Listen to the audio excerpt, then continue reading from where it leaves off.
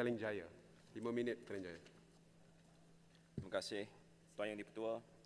Saya menyambut baik prinsip reformasi institusi yang sedang dilaksanakan Kerajaan Madani, iaitu dengan mengembalikan kebebasan Parlimen menerusi pengenalan Akta Perkhidmatan Parlimen 2025. Ianya pernah ada suatu ketika dulu pada tahun 1963, namun telah dimansuhkan pada tahun 1992. Beberapa percubaan untuk mengembalikan PSA telah dilakukan sejak 20 tahun yang lepas oleh pelbagai pihak. Namun pada hari ini, pujian harus diberikan kepada Kerajaan Madani kerana komited untuk membebaskan institusi Parlimen dari kuasa eksekutif. Secara umum, pengasingan kuasa di antara eksekutif, legislatif dan kehakiman ini merupakan perkara asas bagi negara-negara demokratik yang mengamalkan nilai-nilai kebertanggungjawatan, ketelusan, profesionalisme dan tata kelola yang baik. Namun, pengalaman saya dengan Parlimen Malaysia bermula tahun 2008 apabila saya dilantik sebagai pegawai penyelidik Ketua Pembangkang, iaitu Perdana Menteri sekarang, menunjukkan yang sebaliknya. Masa itu, pejabat kami ditempatkan di tingkat 14 bangunan menara Parlimen. Masih teringat, Parlimen pada masa itu dianggap sebagai rubber stamp.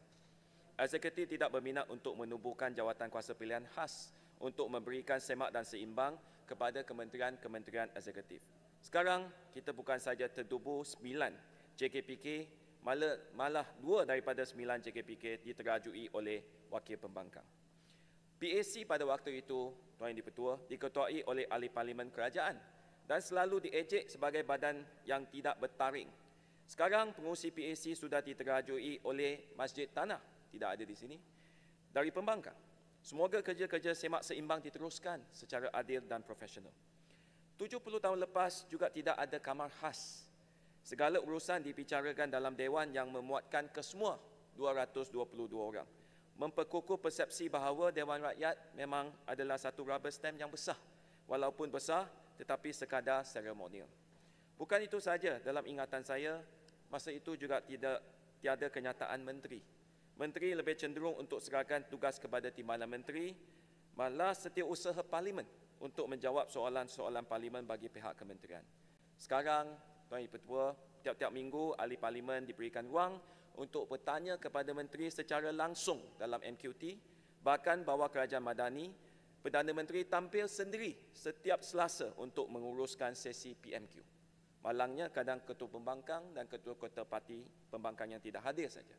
Tuan Yang di-Pertua, kalau kita melihatkan RUU ini dalam bentuk statik, ianya pastilah akan dilihat kurang sempurna dan selalu ada ruang penambahbaikan. Itu adalah perkara yang biasa. Akan tetapi, jika kita menilai dokumen ini secara dinamik dan membandingkan, tak ada masalah, tak izinkan. Dan bandingkan detik-detik lama ini dengan sekarang, kita tidak dapat menafikan bahawa Parlimen sudah ada progres yang fundamental. Reformasi ini bukan saja dirasa dalam Dewan, tetapi juga di luar Dewan. Dulu himpunan di luar Parlimen adalah dianggap haram dan berisiko ditangkap polis. Sekarang sudah ada ruang berhimpun dan semua pihak bebas untuk menunjukkan perasaan, menghantar memorandum dan membuat sidang media.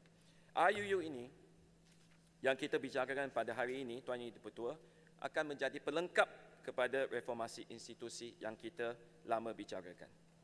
Kita tak perlulah sebut bahawa RUU ini adalah berbentuk kosmetik. Kalau berbentuk kosmetik, Tuan Yang di-Pertua, tak perlulah kita bawa untuk pindaan perlembagaan.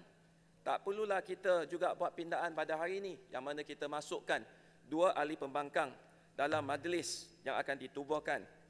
Dan tidak perlu juga kita bersusah payah untuk adakan libat urus yang begitu panjang.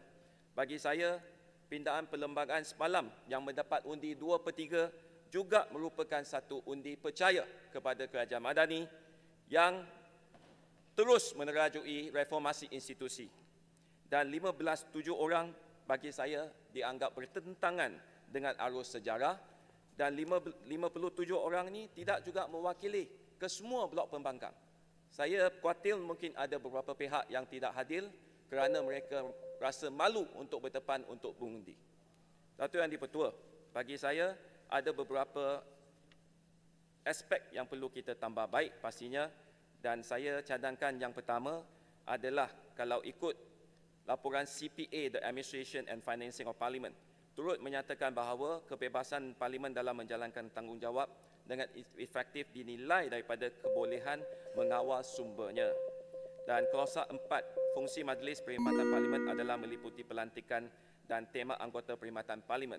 Dan bagi saya, sebaiknya kalau boleh dimasukkan satu klausa untuk memberikan satu jaminan kebebasan kewangan kepada Parlimen supaya kita boleh uruskan yang tadi Sri Gading kata, keluar negara pun tak ada duit, yang kata kita nak uruskan jawatan kuasa pilihan khas pun kita tak cukup dana. Kita mahukan satu jaminan yang lebih supaya kewangan tu adalah di bawah kuasa Majlis Perkhidmatan Parlimen yang akan ditubuhkan nanti. Terima kasih banyak. Terima kasih Petaling Jaya. Seterusnya saya jemput Yang Berhormat Betung.